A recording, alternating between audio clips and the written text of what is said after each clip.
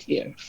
So under this topic, we will be discussing and working on computer hardware, right? Software will come, the discussion about the software will come later on in this course, but try to focus on the hardware side at this point.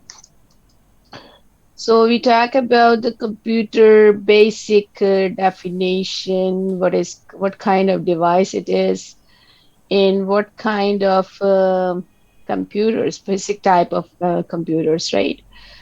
So hardware, any physical equipment we talked earlier, which you can touch. So there's another important parameter we have to consider before we get along with computer hardware. That is the electrical safety. Some of you have told me yesterday that they had a chance to open a computer and they look inside and they found etc devices inside there, right? So like PC, power supply, and motherboard, hard drive, kind of things. But my point is, when you open up a computer, it's just not an open up your favorite drink cap, right? So you have to follow some electrical safety precautions. So first, let me tell you those precautions. If you are aware of any electrical safety precautions and you would like to share with us before I give you some of them, you are very welcome to tell us.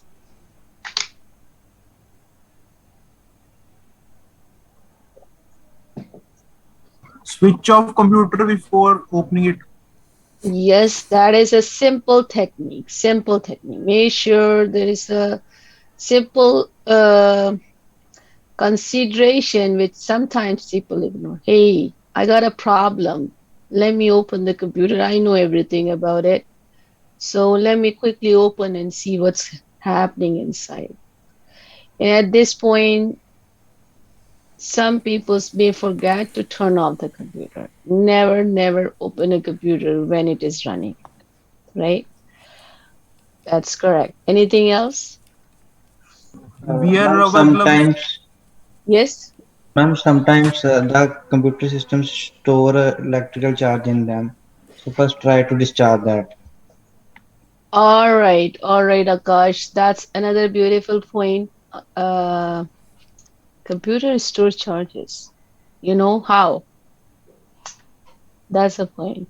Yes. How they store the charges? In case, in its keyboard, in its mouse.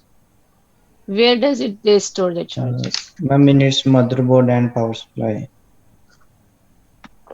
Very good.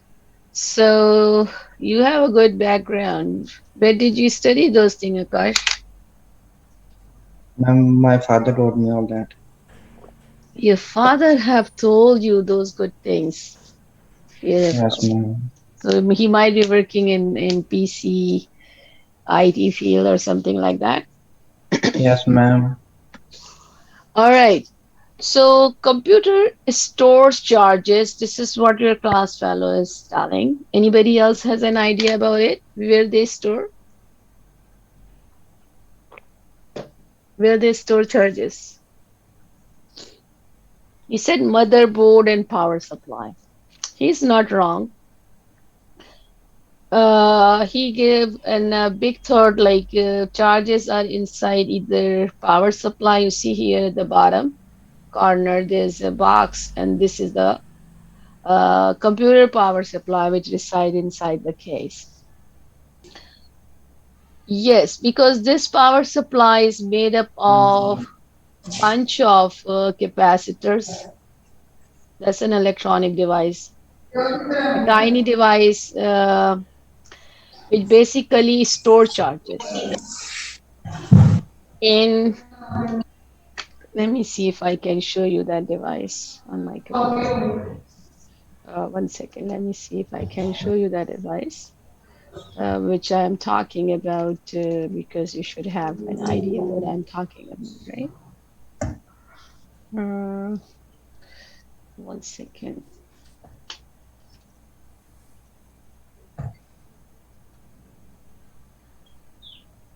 Capacitor basically a small device which is used to store some charges in different type of electronic devices.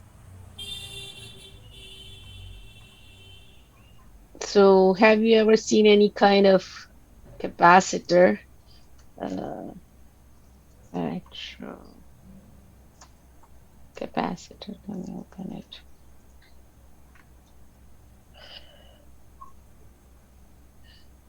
Okay. Make sure that you can see my screen there. Yes, unplug the appliances. Yes, correct. Uh, this is what which cause the hazard inside the computer.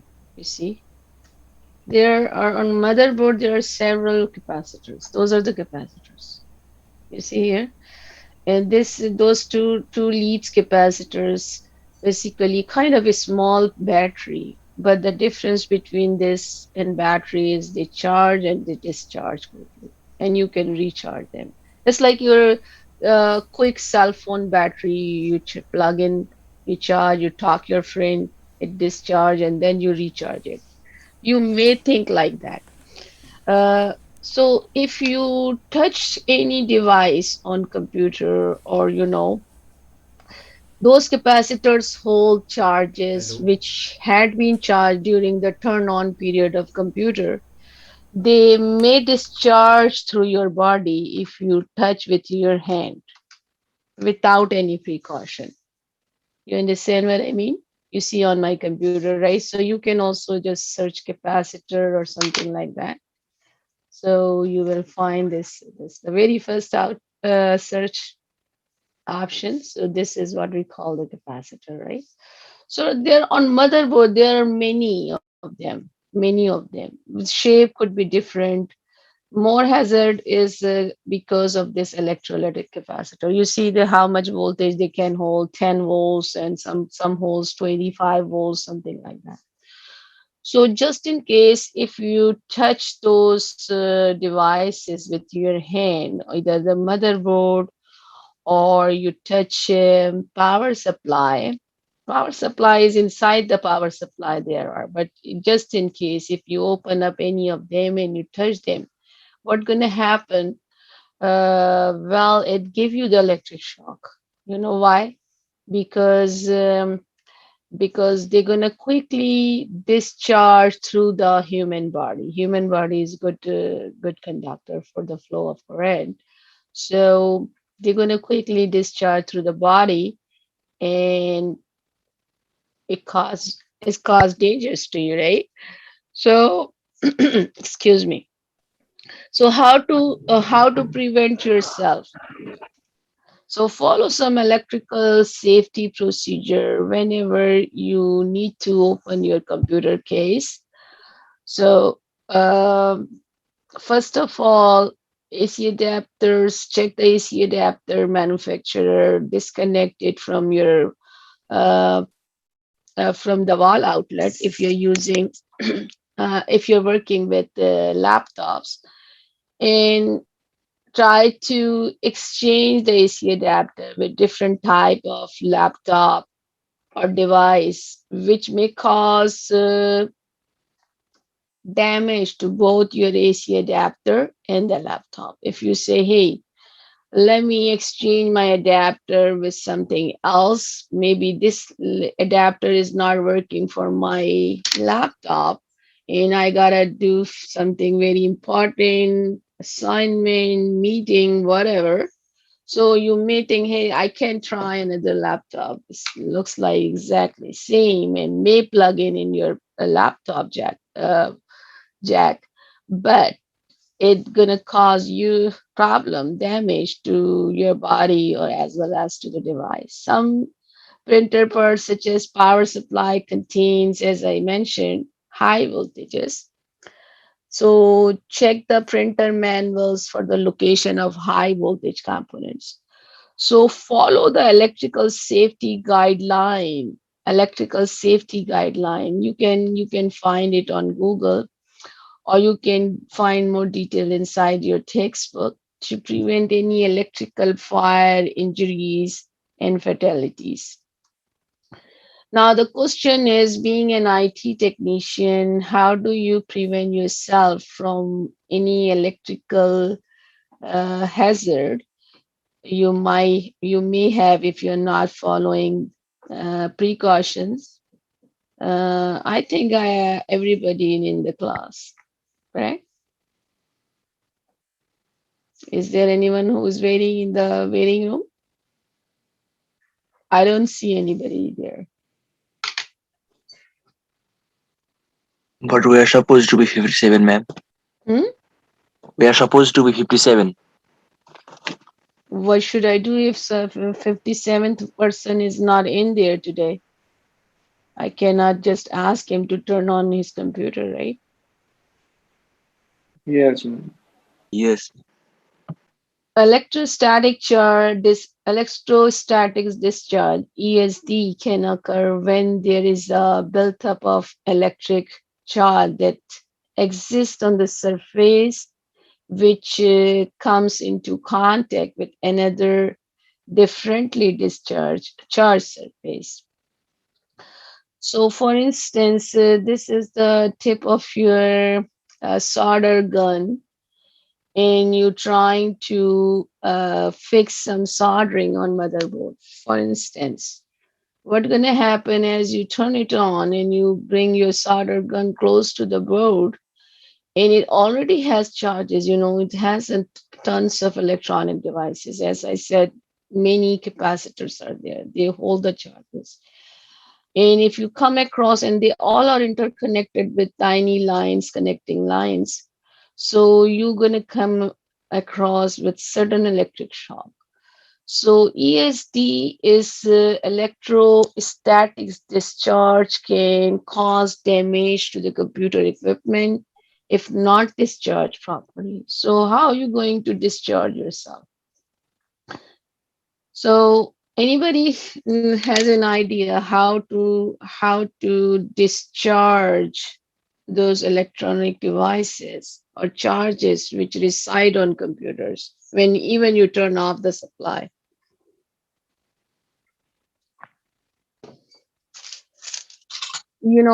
We follow some ESD procedure. So ESD procedure, before telling you, let me tell you the um, danger which might occurs, like at least 3000 volts of static electricity must build up before a person can feel ESD. 3000, you know. A few volts are also not good for a human body. And instead of saying, hey, I'm going to test something, like electrostatic charge and static charges which develop at the surface of those electronic boards. So how do you prevent yourself and your system from any kind of ESD charge? So follow these recommendations to help prevent ESD damage. So keep all the components in anti-static bags until you are ready to install them. Use ground maps on workbenches. Use grounded floor mats in work area. Always use anti-static wrist strip when working inside the computer. A wrist strap should make a contact with skin. Uh, Let me tell you a few things about wrist strap. Have you ever seen electrostatic, anti-static wrist strap? Um, I think I can show you pictures so you have an idea how does it looks like. One second, let me pull something for you.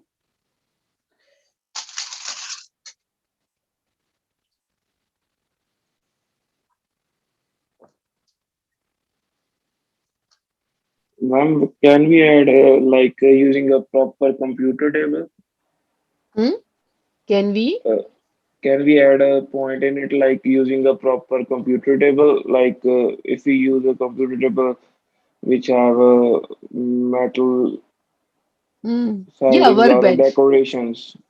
Yeah, which has a proper, you mean workbench area, right? Yeah, yeah, ma'am.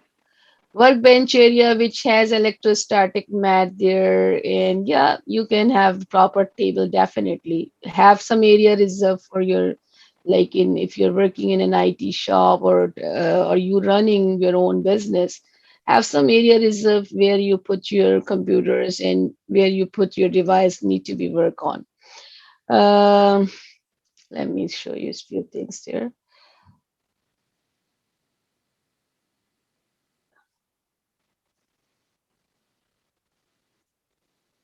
Mm,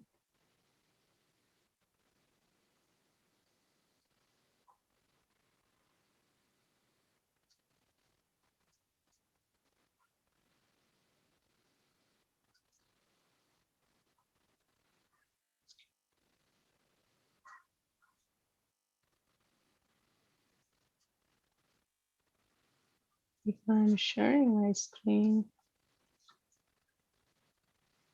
So you see here, those are the capacitors which I showed you in another link. Those there are many more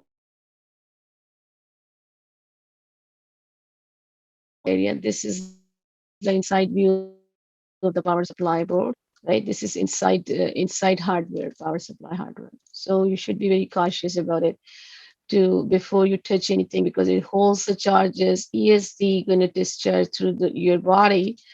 Um, One thing, ESD strap.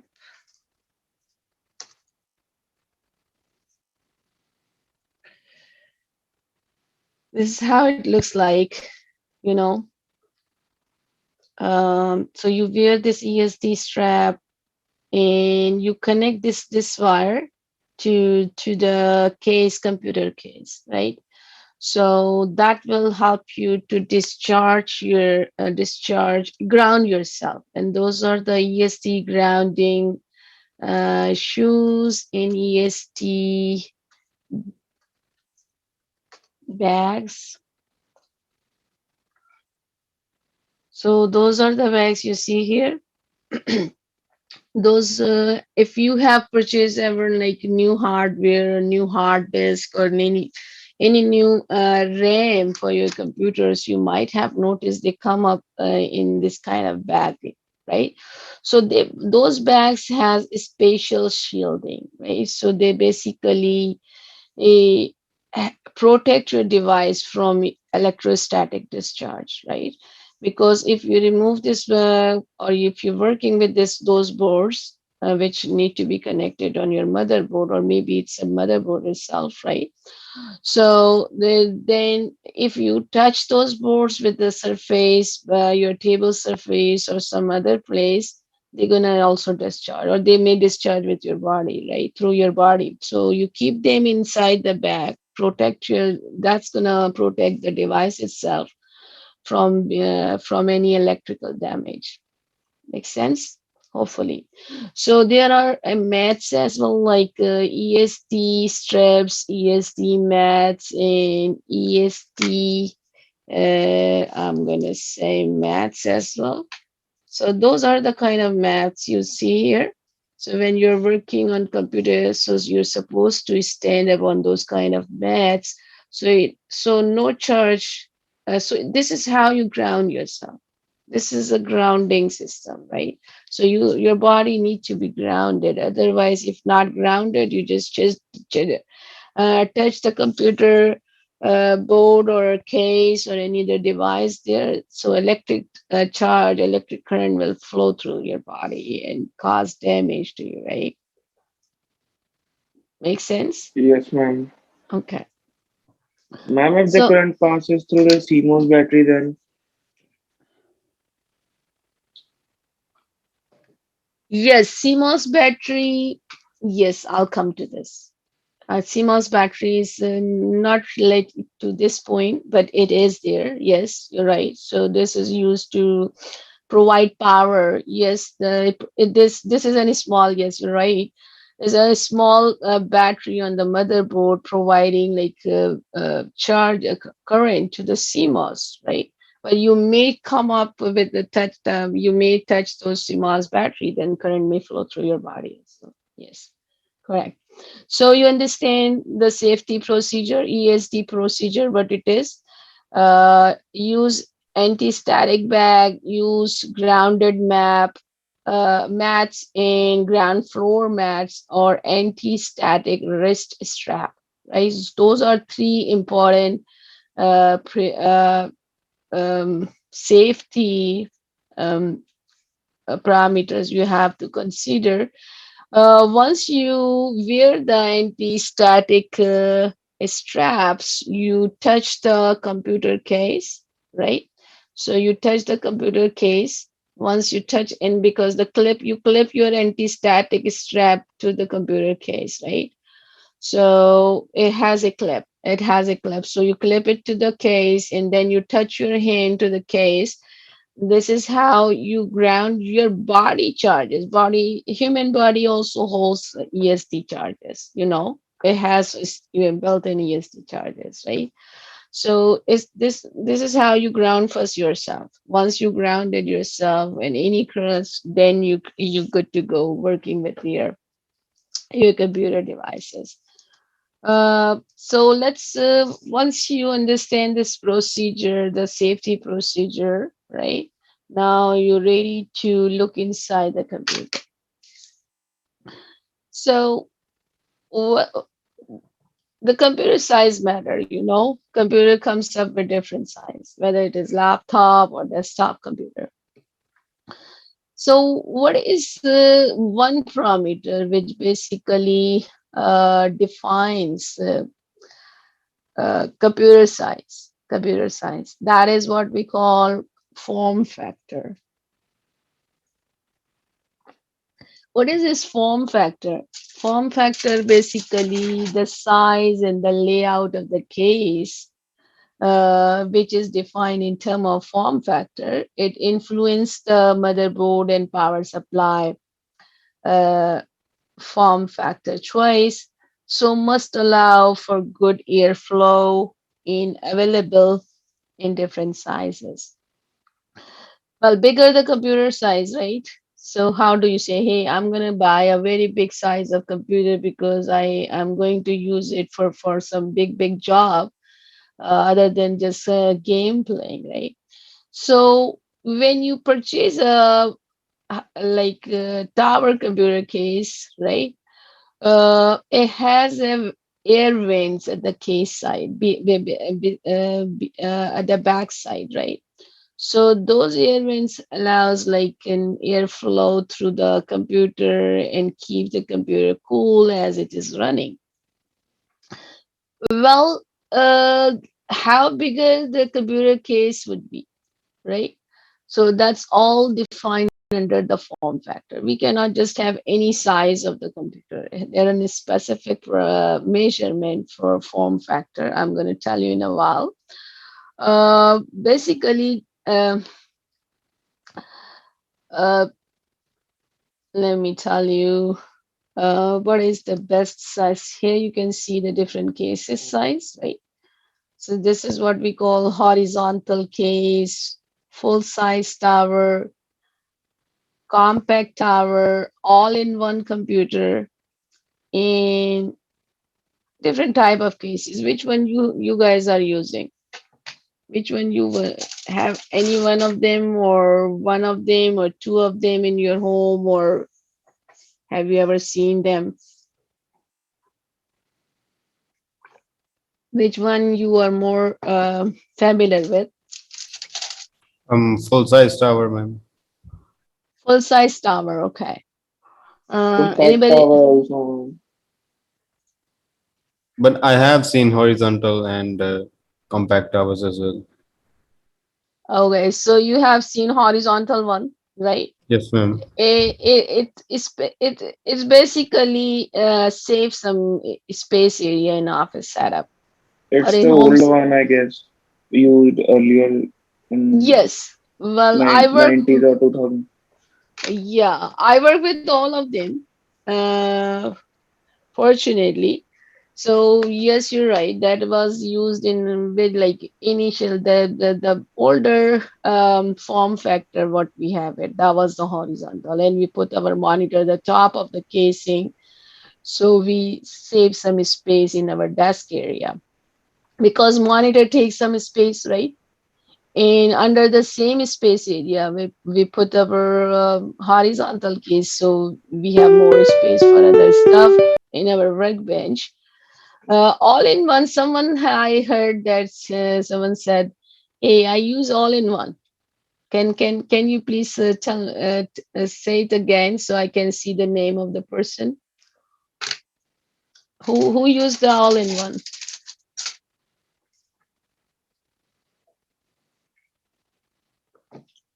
Well, now you are quiet. Why? Is there's no point of like just Paul say yes, I use all in one. What is this all in one? No case like this, right? No compact, no horizontal case. Everything is inside single casing, which is the monitor. It has a built-in motherboard at the back side. It has an assembly which has the rest of the computer hardware. That is what we Ma'am, call a can we all-in-one. consider laptop as all-in-one? No, not at all. Not at all. Because it has a different form factor and it has a whole computer at the backside. At the backside, this one. And it's the opening, this all-in-one is quite tricky and different from opening any other computer like full size or laptop computer.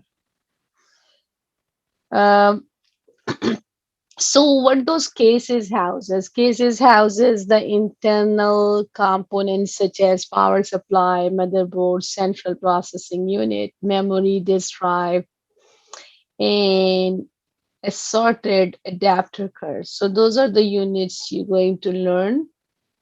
What was the purpose of those units inside the computer, CPU, memory, in different topics under this chapter one discussion. So many case manufacturer may have their own naming convention, including super tower, full tower, mid tower, mini or cube, and etc. etc.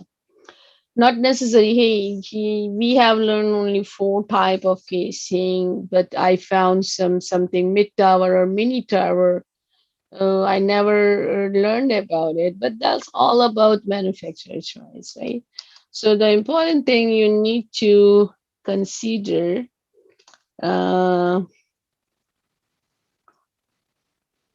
that's form factor size. I'll tell you later. Uh, okay, let me tell you about once you understand the cases. Let me tell you about the power supply. As I have mentioned earlier, in term of case, this big box have some fan at the top, right? That's a cooling fan. Um,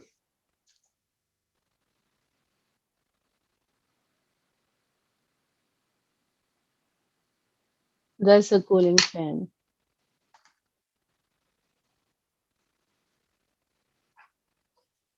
Um, you know, it has a switch here.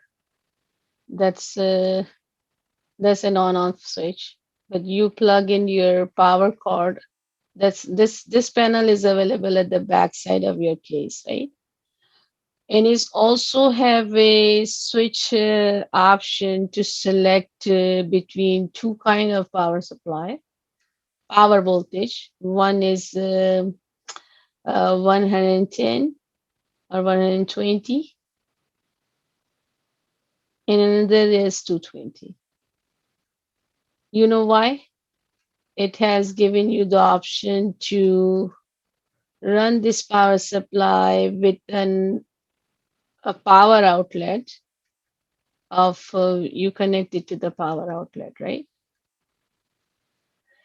So power outlet may be running at 220 volts or 120. You know why? Why the manufacturer give you those two options? Any thought? Well, you guys very well know. Ma'am, each country has different power ratings out in uh, each country has different power ratings. Each country. So there are hundreds of countries in this world. We don't know. Manufacturer even don't know all of them, right? So let me make this answer more precise. Not a bad idea. Not a bad idea. Um, the there is two classification. One is Asian countries or North Americans, right? So North America, like US, Canada, and some other North American countries, we have here 110 to 120 line voltages. Line voltage. Line voltage means the supply voltage which comes in your power outlet, right? So this much AC voltage. In the country where you're residing, um, like India or any other Asian countries, right? They have a power rating of power voltage of 220. You know that. You check out in some of the devices like refrigerator or any other device, right? So you would see there is written 220 volts. Am I right? Yes, ma'am. Yes, ma'am. So computer device is designed for international use, right? International use, whether you plug in this power to uh, in an American country, North American country, or you take your laptop to your India, or you coming from India along with your laptop, right? Or along with your computer and accessories, right? So you think, hey, I'm going to move in Canada and I'm going to study there. Shall I buy a new one? Not really. So you would see this option is given and you can select the switch according to your country of residing where you are using. So we have two main classes of one is 110 and another is 220. That's the power selection option is available. So what is the purpose of power supply? And any thought if you guys have? Why do we have it?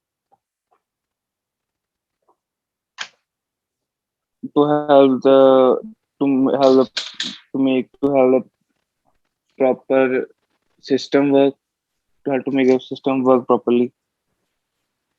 Without it, system won't work, right? A Yeah, system won't run. yes, ma'am. Without it, the system can't run, and we can't perform the work properly.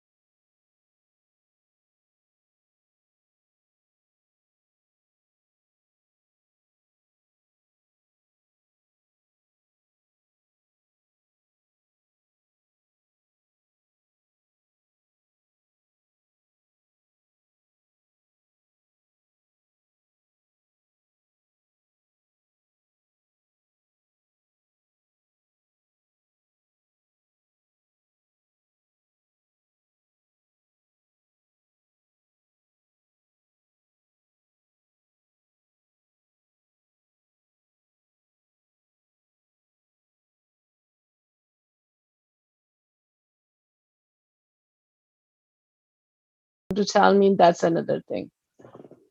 Okay, so it converts AC to DC. You know why?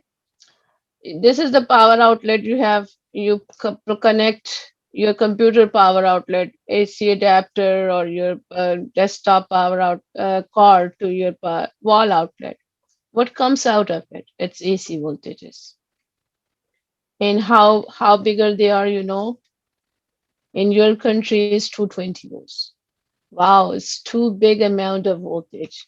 And one of your friends already mentioned that in the chat box that power supply computer required either 5 volts, 12 volts plus minus, right? Plus minus 5 volts, right? Those are the main voltages required by, because those are the electronic devices. It's not a refrigerator or washing machine or microwave. Those are electrical devices. Electrical devices which work with AC voltages of 220 or 110 volts, right? Electronic devices, digital devices like your smartphone or a computer or laptop, they don't require 220 volts. Not really, not at all. Because those are digital devices, as I said, they work on a binary number systems, right? So binary means 5 volts means 1 bit, and 0 volts means 0 bit means 0 volts means 0 bit, right? So how smaller voltage they require? Just 5 volts is good enough. Zero means ground, and then there is a ground point also provided by this power supply, right? So it has a different color code. I'm getting very good response in chat box. Uh, Someone has mentioned that plus minus 5 volts is red, correct? And then yellow kind of wires you're seeing here, yellow, black, in some other big pictures I'll show you later, or you can check it on Mr. Google. Um, so there you can see the other colors like yellow, green, and yellow is 12 volts, right? Those are color coded bars. And the black, then you will find there black is for 0 volts, right? So red color, yellow color, so those colors has a meaning. It indicates that's how much voltage they are carrying, right? How much voltage they're carrying. So plus 5, in more specifically, if you be like in white is minus 5 and orange is plus 3, that's all good, right? Makes sense? So you understand the purpose of power supply. That's why we use this power supply which converts an AC outlet voltage into DC voltage, not only convert but also bring down the 220 volts up to the lower value as lower as 5 volts and 12 volts, which is required by our computer devices. So now the question is, when you're buying, like this job will be done in laptop computer by your adapter. You use an adapter, right? It does the same thing. What this big power supply does inside the desktop computer. Now the question is, you're going to buy a new computer, right? You may need to replace the power supply. So what parameters you should consider? So you know you need to consider the power rating of the power supply. How much power they can provide to the system. Well, different device again require different powers. Power is what is the power? Power is measured in watts, wattage, right? And the unit, like, have you ever changed a bulb in your bedroom area or in living area, or your mom have told you you change a bulb in kitchen area, which is just fused, right? So why it is fused, you know? And if you look at the body of the electric bulbs, there are some numbers are printed, right? What those numbers are will say like 100 watt, something like that. Am I right? what wattage of bulb you're most often buy for your home use. Now there are LED kind of bulbs, so they come up with lower wattage, like 12 watt or something like that. So wattage is what, when the bulb is fused. You know why? When it blows off. It blows off when this product W is equals to V into A or V into I is greater than the power rating. This is what we call power rating. Power, every electronic device or electrical device has a power rating, right? What is this power rating means? Power rating means how much voltage and current together it can withstand without damaging the device. If you increase the amount of voltage, electric shock, fluctuations in supply voltage, so sometimes, your bulb is blown off, your refrigerator might stop working. You know why? Because of the fluctuation. Might be some of you found that kind of scenario in home setup. Because of the excessive amount of the power or excessive amount of the voltage and current flows through the system, right? So this is basically measured in term of power rating. And most of the computers may requires, like motherboards may require 700 watts, hard drive may require 300 watts, right? And other accessories or adapter card may require other 100 watts. So power rating of motherboard and different devices on motherboard is different. So power supply is for all, right? Whether it is motherboard or the device installed on it. So what should be the correct choice for correct for the power supply if you have to replace it? So you should check that it can provide enough power to the system, like 700 plus 300 plus 100, and then we added some more 200 extra out of our pocket, and we say this is good enough, right? So 1200 watt or something, 1500 watts power supply, right? So a little bit extra wattage is always good. So we add some little extra wattage to protect our device from any uh, additional voltage surge and current. Make sense? Question if you have.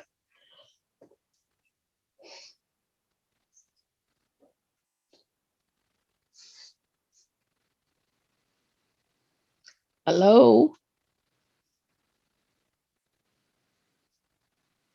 Yes, You ma'am. guys, are you Yes, guys, ma'am. yes, you Yes, ma'am. following along, right? Yes, Yes, ma'am. Okay. Yes, ma'am. ma'am. We are Yes, at back ma'am. office. So, this, I have you familiar with Ohm's law? Yes, ma'am. Okay, everybody knows Ohm's law, right? Yes, ma'am. V into I, I right? V is the voltage and I is the current,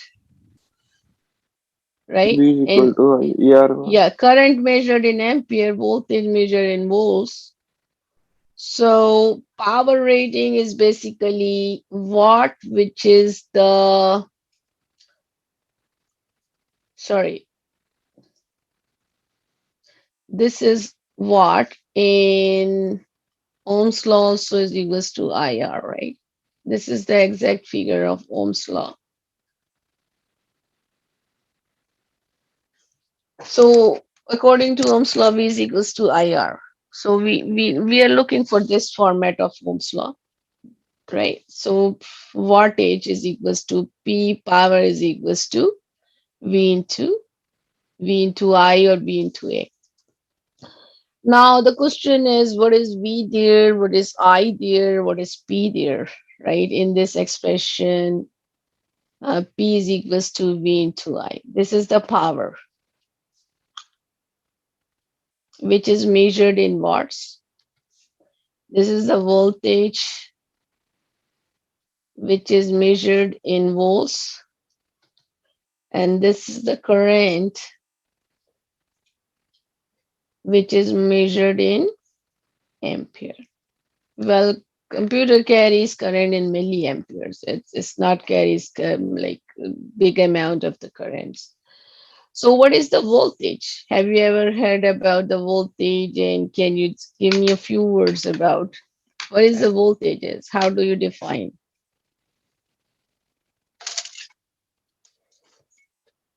Any thought, any idea?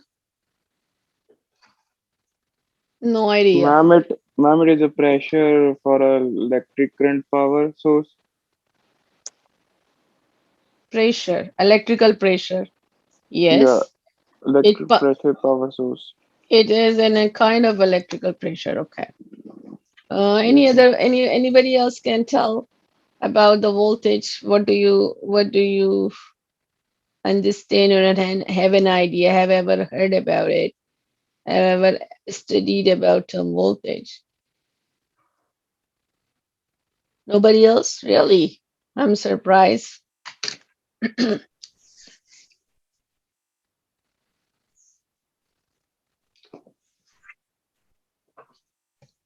Well, that's such a common terminology. I thought you guys have studied it in somewhere in your 12th grade program.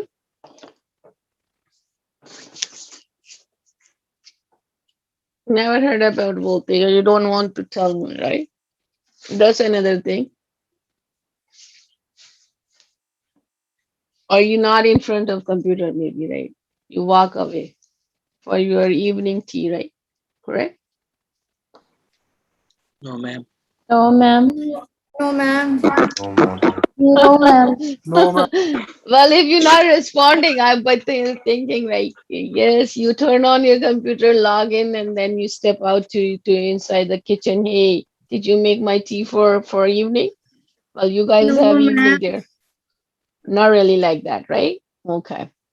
So voltage is basically is a measure of force required to push the electron through the circuit, and voltage measured in volts, and a computer power supply usually produce several different voltages, as I have mentioned earlier. So current is the measure of amount of electrons going through a circuit. Every conductor wire has a millions of electrons there, right? And their flow basically cause when they start moving, it causes current. Their movement call current. How they start moving in organ. The short is there. Okay. Um. So that is they are pushed by the voltage source, electric force, right? And that cause the flow of current, and this is what we call the measured in term of amperes. So how much current is flowing, 1 ampere, 2 ampere, how much electrical force has been applied, 2 volts, 3 volts. Now the product of those two, voltage and current, is basically is a power, right? So voltage multiplied by current, that product is the power, and measured in watts, as I mentioned earlier. So what is the work required to move electrons through a circuit multiplied by the number of electrons flowing through a circuit per second, right? So as I mentioned, think a computer, any conductor wire, any wire, piece of wire. There are trillions of conduction path inside computer. Uh, hundreds of conduction paths, if not trillions. Uh, you know, and those conduction wires carrying electrons, definitely, if not turned on power supply, right? So, but those electrons are not causing any current flow until and unless they pushed by voltage source, right? And voltage source push them to just move in a particular direction, right? So those electrons start moving in particular direction, which causes the flow of current through that device, right? And how much current can flow, how much voltage can apply, this is defined the power. The another electrical parameters you have to consider is the resistance, which is in opposition to the flow of current in a circuit. So resistance is basically measured in ohms. If I can show you something on my computer, let me see.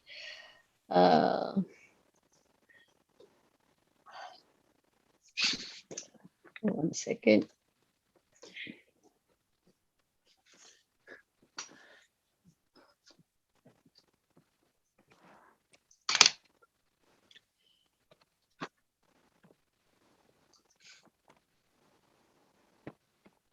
I cannot go to the internet, really? Why not?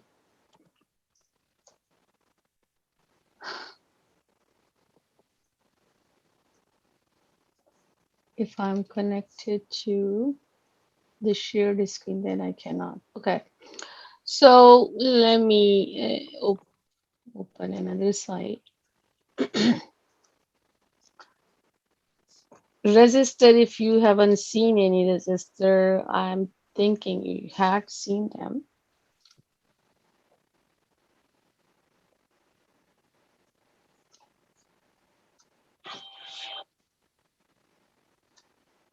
So there are many such resistors on motherboard, right? Those are the resistors, small devices, 2 lead devices, and that is the resistors which follows Ohm's law, right?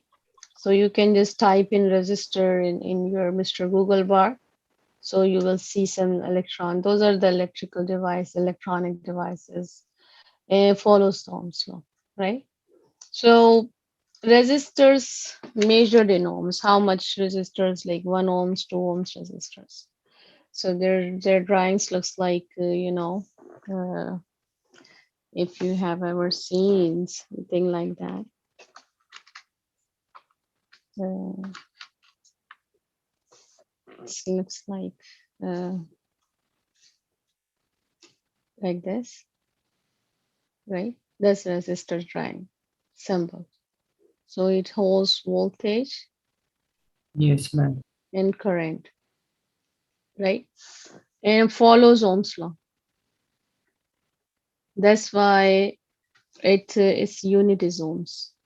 Under this 1 k ohms, like 50, 100 ohms, k ohms, kilo ohms, right? So those are the different values we used inside the system.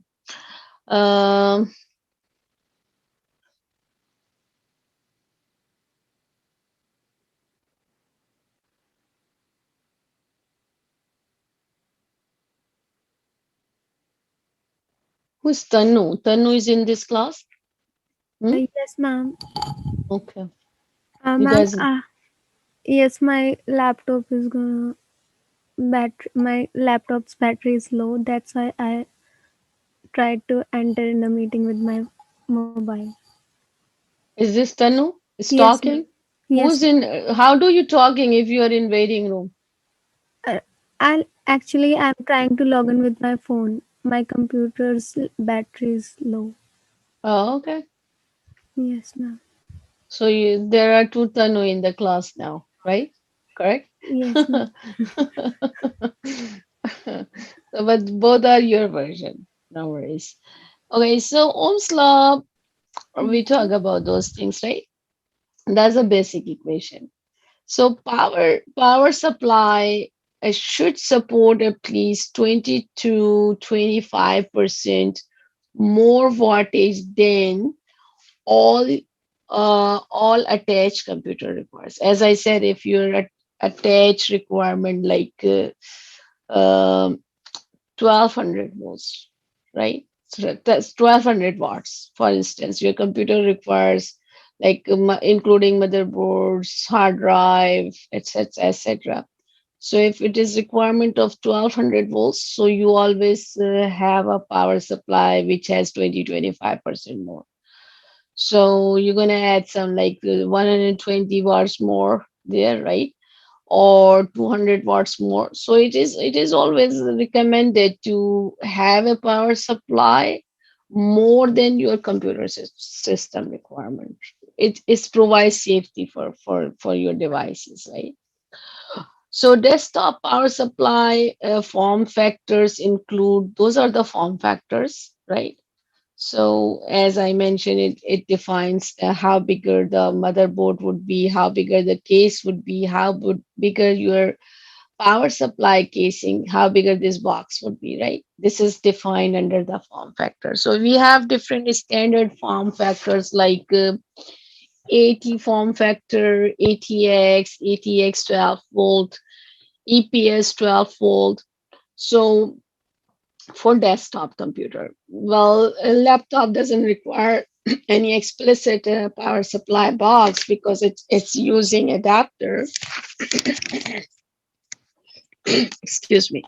So 80 was original power supply for legacy kind of computer old systems, like you have said, inside the horizontal kind of this kind of systems, right?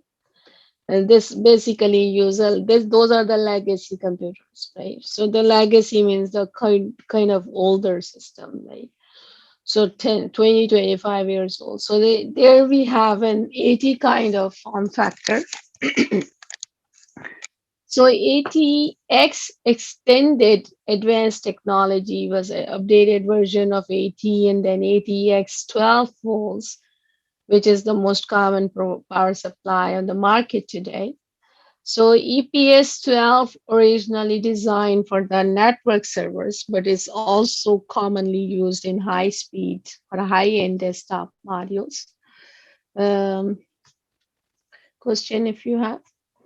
So now look at the connectors. That's very important. You have an idea about what different type of connectors are available out of the power supply. Power supply have different connectors. So in motherboards have different headers. Headers are pins where like this, those headers I'm showing you on one side. Right, so you plug in those power supply connector. This is a motherboard header, for instance, 20 pin header. So you can count them. Those are 20, 24 pin header. The bigger one, the biggest one is 20 pin or 24 pin male power connector. So this is the male, and then we plug into the motherboard, right? So SATA keyboards connectors and Molex key connectors, Birch connectors, those are the different size, has a specific name. FL SATA for hard drive and optical devices, power connector. Molex used in 4-pin connector, basically Molex.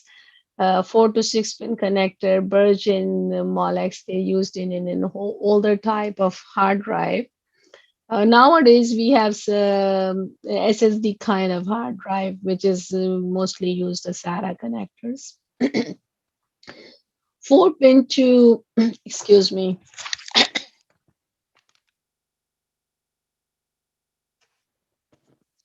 4 pin to 8 pin auxiliary power connectors, which is basically Molex or Birch, or 6 to 8 pin auxiliary connector. Sometimes, motherboards has another 4 to 8 pin connector. This is the main connector for motherboard supply, right? Main connector, 20 to 24 pin header.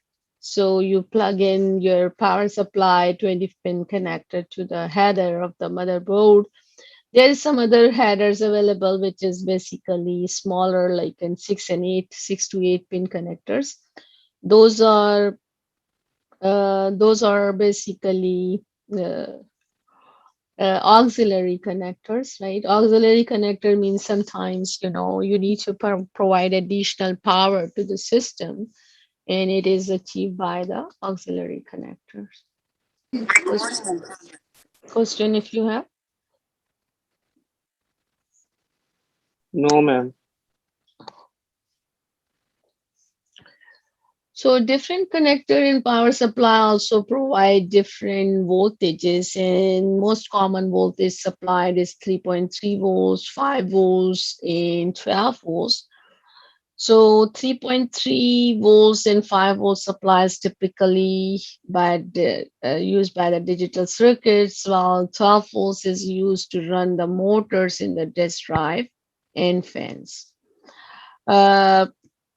As I said, this is used in for motherboards, right? So motherboards, like wherever we have the digital devices. So hard drives have some motors, magnetic kind of hard drive. They have them AC motors inside, which runs the hard drive for read-write head. It requires 12 volts. So power supply can also be a single rail, dual rail, or multi-rail. A rail is a printed circuit board inside the power supply, which the external cables are connected to, right? So it's known, which is known as the modular power supply. Computer can tolerates slight fluctuation in power supply, but a significant deviation can cause the power supply to fail.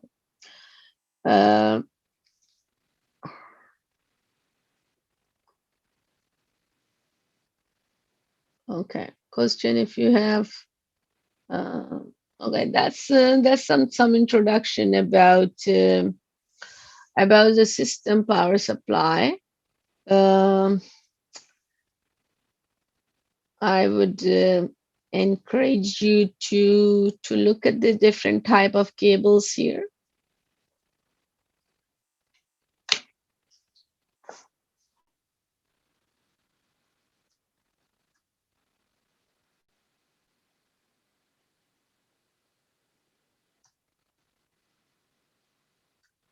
So there is you can see the number of pins, This is 20 to 24 pin connectors, right? So this can be separated. This can be separated. So they can be joined in becomes 24 pin connector or 20 pin connector. That's used for provide main power to the system or motherboard, right? So there you can see the different colors coming out of this connector. So as I mentioned, red colors, you remember how much voltage red colors wire carry?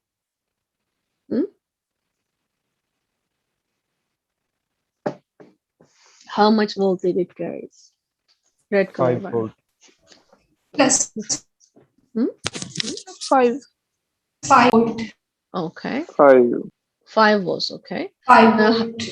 okay, how about black color wire? 0 volt. 0 volt. That is the ground. ground. 0 That volt. is the ground. Okay, good. All right, so you guys are following. Very good.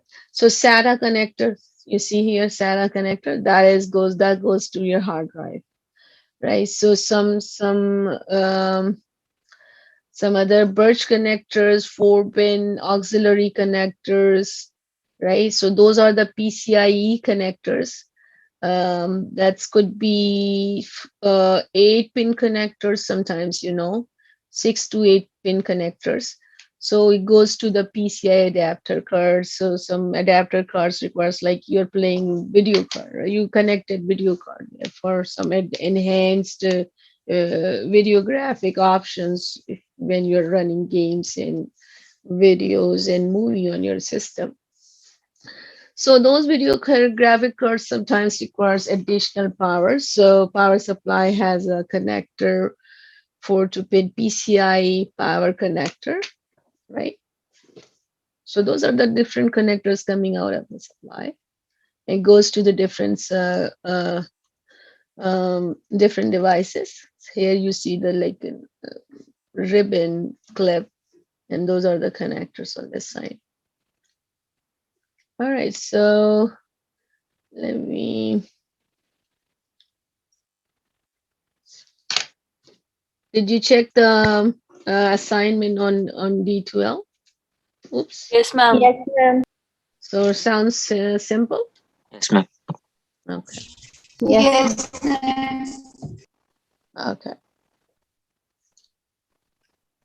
Ma'am, where we have to submit it? It's a good question. Let me tell you through the D12. So you guys are familiar with the iLearn, right? So that is a place basically. Uh,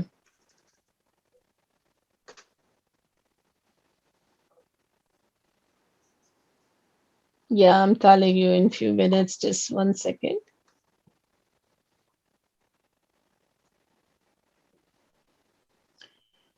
Uh,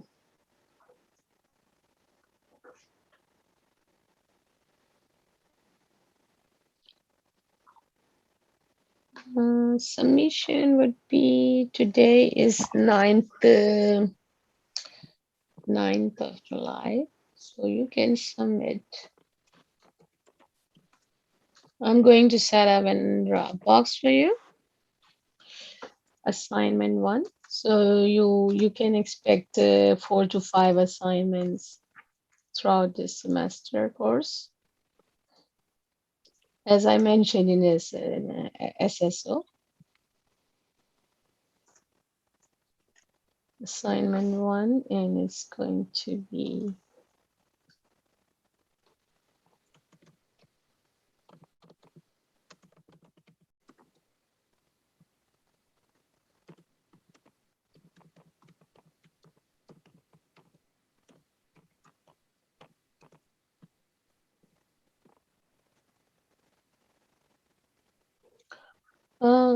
so you are in week 2, right? So this is our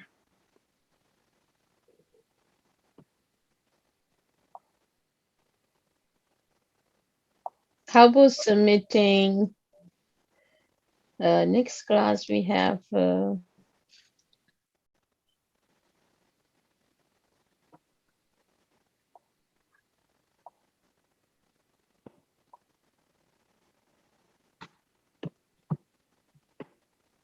that's a day 6, really?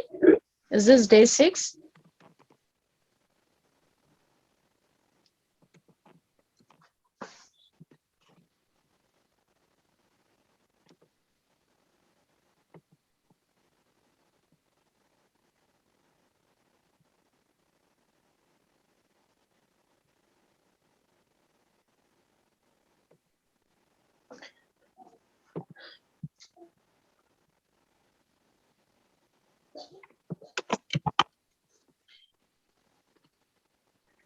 You can submit by next Friday.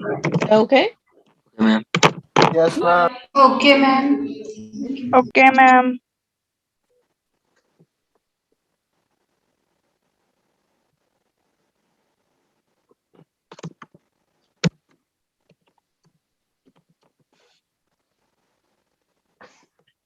So this is day 6. Day 6 means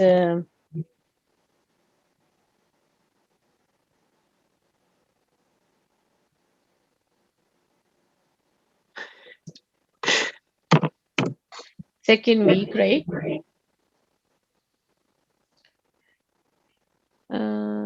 So you are expecting to have a quiz. You ready for the quiz today? Or how about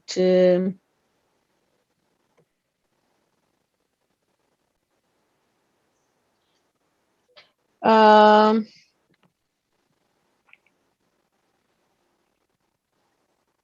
I'll cover some little bit more topic about computer hardware, motherboard, and I can give you on day 8, July 15th, right? So that topic will include this week topic and the yester week topic. Would be fine. Day 8, July 15th. Your quiz 1. Well, the material is I'm referring your textbook, right? So Lesson chapter 1, we are working in number conversion system is what I have posted under the assignment 1. That is the number system topic, right? So that is you can just follow along your notes.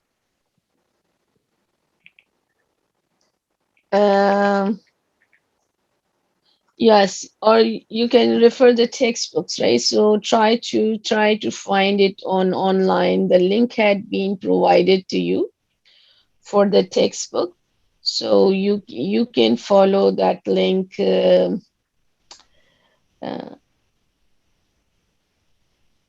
No assignment shows. Okay, now 1 second.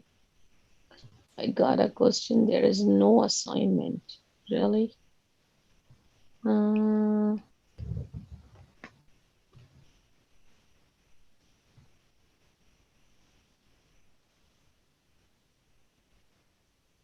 Okay.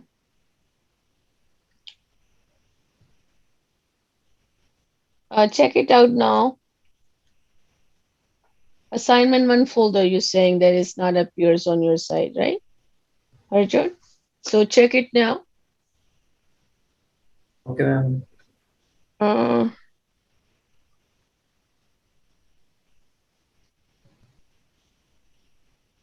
Yes, correct, Magdev. That's a potential difference between 2 points in the circuit. That is voltage. Yes, that is a very good definition about the voltage in terms of potential difference. Yes, we define voltage also as a potential difference. So electrons have different potential, different points of the circuit. So that is what we call potential difference or voltage or electrical force, electromotive force.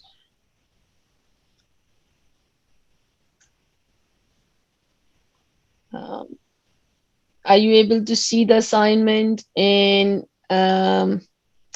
Dropbox folder there? Yes, Yes, ma'am. ma'am. Okay.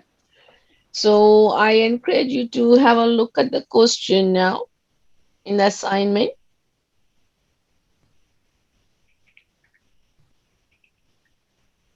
And if something not clear, you can ask.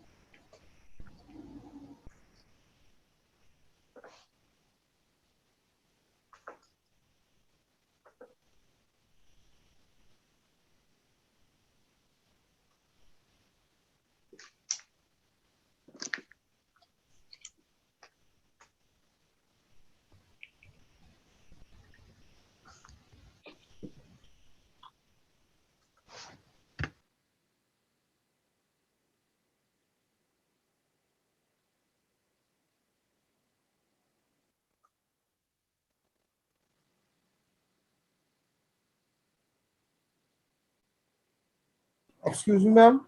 Yes. Ma'am, my attendance was not marked yesterday. Okay. For yesterday, I cannot do that anything, 1 second, let me do. Ma'am, I have sent you an email yesterday after class.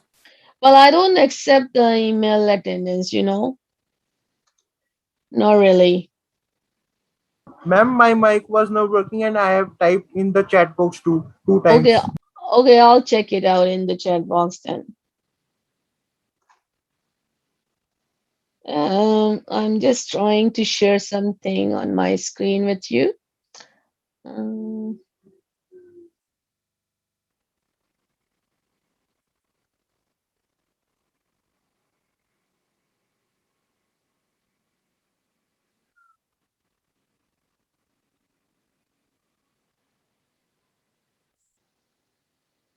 The purpose of the computer power supply is... Can you watch this video? Can you see it on my screen and along with voice? Yes, ma'am. Yes, ma'am. Yes, ma'am. Yes, ma'am. Have a look.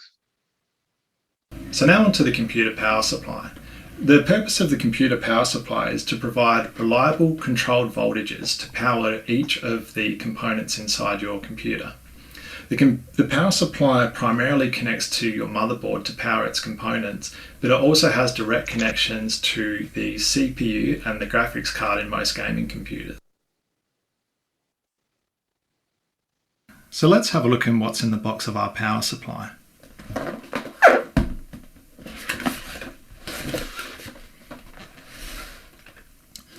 Inside, we've got warranty and user manuals. Now, as this is a modular power supply, here we've got some cable ties. But in here, we've actually got all of the power cables that connect into the PSU itself. If you bought a non-modular power supply, these cables would be hardwired into the power supply itself. We've got a power cord from the wall to the power supply, which will change depending on your country of origin. And we have the power supply itself.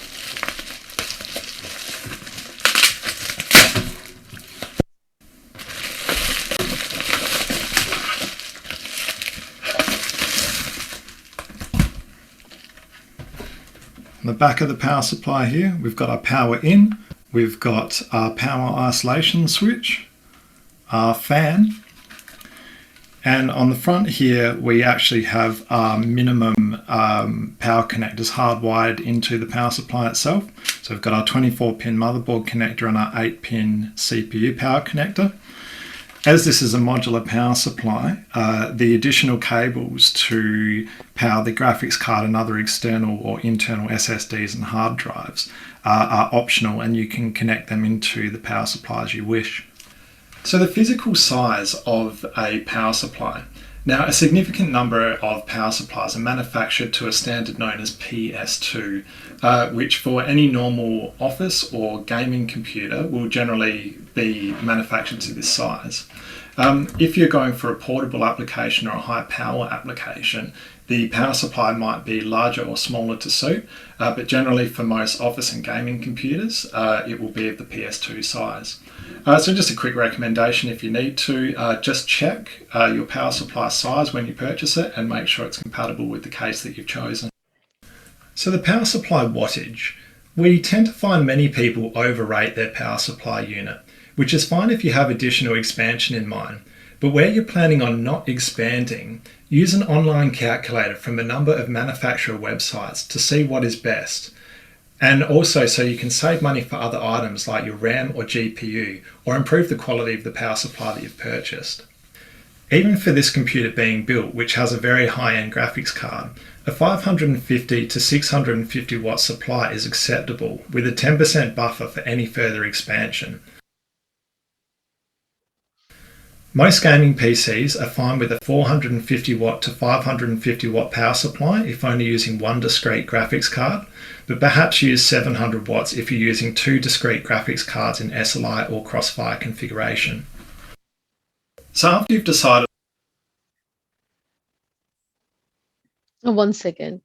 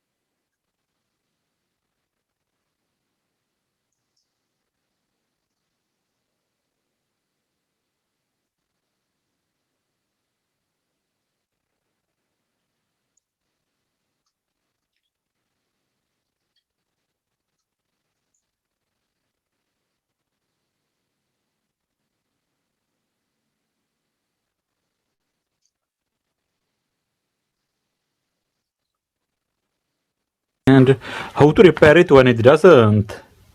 This one has AC in, a switch, a big fan, and a lot of outputs of various voltages.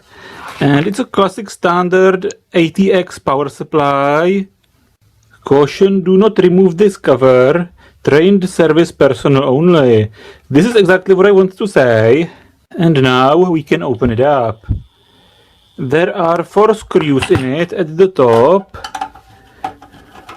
which I'm going to remove.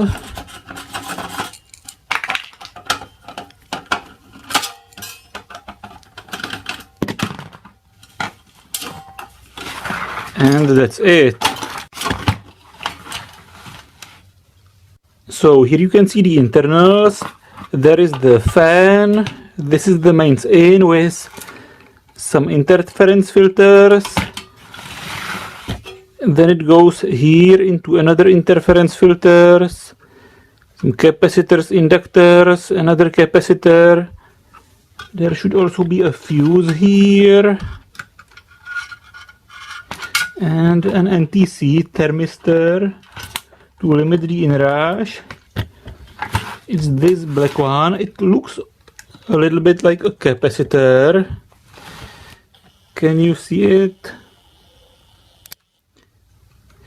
This is the thermistor, and there is some metal oxide varistor for protection against overvoltage, and a bridge rectifier. This one is made of discrete diodes instead of a monolithic bridge. There are 2 capacitors on the primary side and a discharging resistor for them.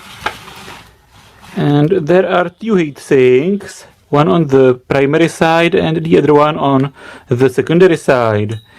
Here you can see 3 transformers, some output inductors and output capacitors. There are basically 2 power supplies, a main power supply and a small auxiliary power supply of 5 volts. The small 5 volt power supply is quite boring. It's a classic power supply with 1 transistor and maybe a tiny auxiliary transistor, a small transformer and a diode and an output capacitor, and it's very similar to a USB power supply or a USB charger. And this one is only giving 5 volts, 2 amps. And then there is the main power supply with 2 transistors, usually in half bridge, a big transformer and a lot of rectifying diodes, and filter inductors and output capacitors. The main power supply has usually a high power, usually from 200 watts to about 1 kilowatt. It has the 2 transistors driving this big transformer, and it has several output voltages, so there are several secondaries and several rectifying diodes. And there is a filter inductor at the output, and there are actually several inductors, but they are all on 1 core. And of course several capacitors for several different voltages. So there is a small Well, let me pause it here so you can see the different the inside view of the power supply, right? So if you like to explore more about how to connect a system power supply and how to like so if you like to explore more about it, so you can go ahead to the internet and see what other people are talking about, right? So I think it should be good enough, right, to understand to understand it, to have an understanding of power supply, right? So you have seen the different connectors and wires, different voltages.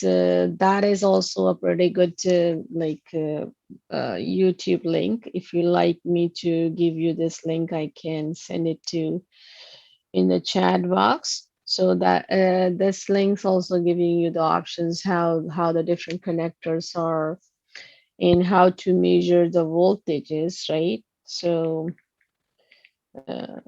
you can just explore it on internet by yourself. build custom industrial machines in days. In a previous video, I showed you how to convert a common AT around 100 kHz. Next, this high voltage optocoupler close to the PW left wire to the ground able to lower the voltage beneath 12 volts. Here was directly connected to power supply was done for after this modification. Voltage easily between 3 volts and 12 volts. So that's a multimeter, right? So multimeter which is used to do the measure, used to measure the voltages. So it has a voltmeter setting, and then you can use it and connect it to measure the voltages if you're practically working with the power supply with it inside computers. Yes. Just write down ATX computer power supply. ATX computer power supply in your Mr. Google bar. Then it will take you some few links, and whichever is the smallest, like in, this one I showed you, it is a modular supply. Modular supply don't have the like many cables coming out of it. It has just one main power cable, and other are plug in on the power supply boards itself like this, right? So because it has different rails and different modules, different boards available inside the power supply. It's a little different from the conventional type, which I showed you in my slide. Okay. All right. So let's get to attendance quickly. So if you have any other question, you can ask me before we leave. Yes.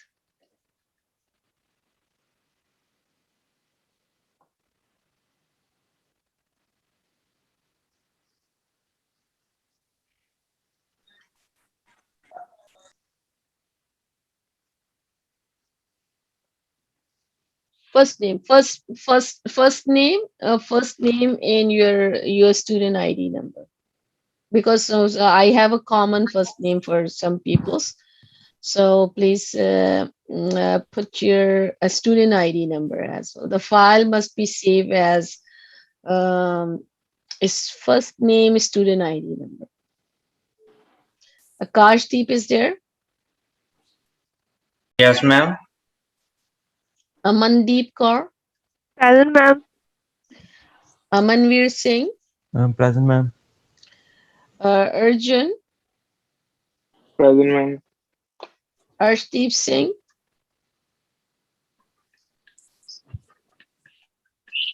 Gurinder Singh? Present, ma'am. Please try to respond me during the class time and check the attendance under the attendance tab, because I don't accept the attendance by email, right? So you present, you have to show up and you have to respond when I'm calling your name. Gurli, if you couldn't speak up for any reason, your mic is not working, then you make the type in the chat box.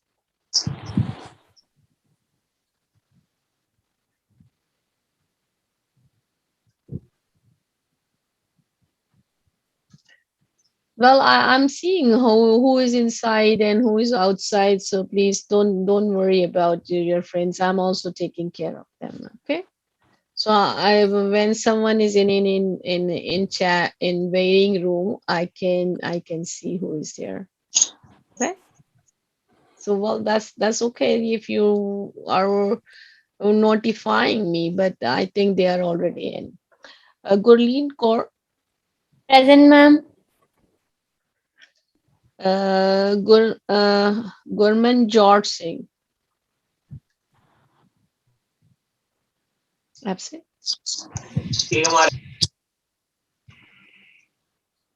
Harmeet Singh. Present, ma'am. Jaspal Singh. Jetan Preet Kaur. Absent. Jatanpreet Kaur, present, ma'am. Okay.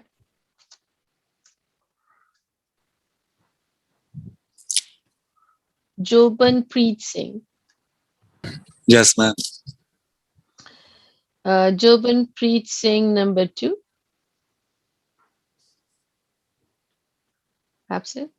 Well, you check it on D2L, your name sequence. Does it appears first, Jobanpreet? Are you the first one on D2L? Yes, ma'am. First one. Ma'am, Okay. second Jovan also present. His mic is not working. But ask him to type in the chat box. Okay, ma'am. Ask him to type in chat box, as I mentioned earlier. Please set up this norm of the classroom, right? So the norm is that you need to respond when I'm calling or I'm asking you something, right? So another thing is, just in case for some reason, technical reason, you couldn't speak up, then you can respond me by typing in a message box or chat box. Excuse me, ma'am. Yes. Ma'am, Bhavesh here. Ma'am, what about my yesterday's attendance? I'll check it in my chat box for yesterday. Okay. Okay, ma'am.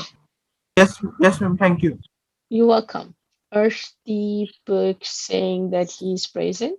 Okay.